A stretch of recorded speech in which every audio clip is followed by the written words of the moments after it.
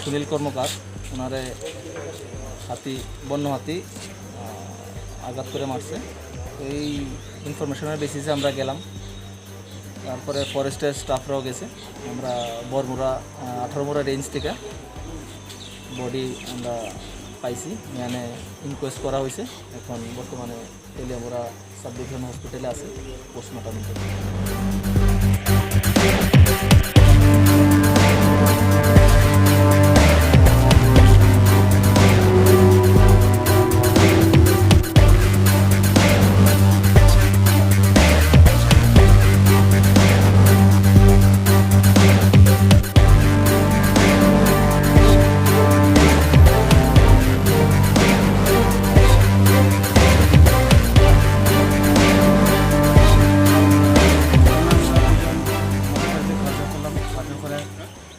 আমার জানবো ধর্মজন করতেছি, তো বললো চলো আমাদের বাড়ি তো লাকড়ি নেই, চলো নিয়ে দুজন গিয়ে লাকড়ি তোলা নিয়ে আসবো।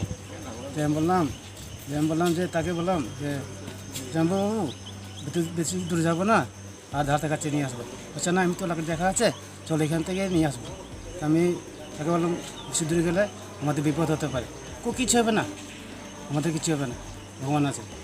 তো বলে কিনে গিয়ে দুজন আমরা জিরালাম যখন মনে সন্দেহ লাগছে। তো জামাইবাবু আমি যাবো না, তুমি যাও, এক এক যাবো।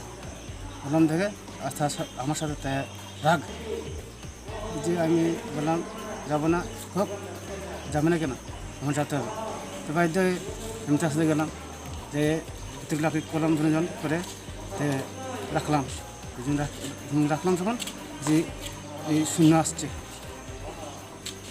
হাতি। কয়টা হাতি? হ্যাঁ, কয়টা হাতি ছিল? একটা হাতি।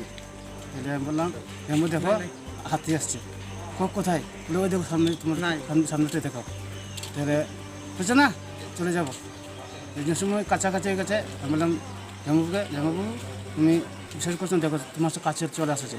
তাকে ধরে টানলাম, আর আমি কী করলাম, ওই ফাল দিয়ে একবার কুঙ্গে পরে করে বাস তাকে যে সময় আমি কুঙ্গেতে উপরে ফিরাতে উঠলাম, বাস উঠে 10 মিনিট হয়েছে, ডাকলো আমাকে।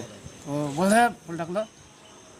এই সময় আমি ফিরা উপরে গাছে উঠে দেখছি তাকে আক্রমণ করছে। আর আমি গাছের উপরে থেকে দেখছি কী করছে কিছু না, আমার তো শরীর কাঁপছে। উনি কি জায়গাতেই মারা গেছে? ওই জায়গাতেই পাড়া দিছে। ওনার নাম কি? সুনীল কর্মকার। ওই জায়গাটার নাম কি সেখানে? ওই জায়গায় তোমার বান বেলতলি।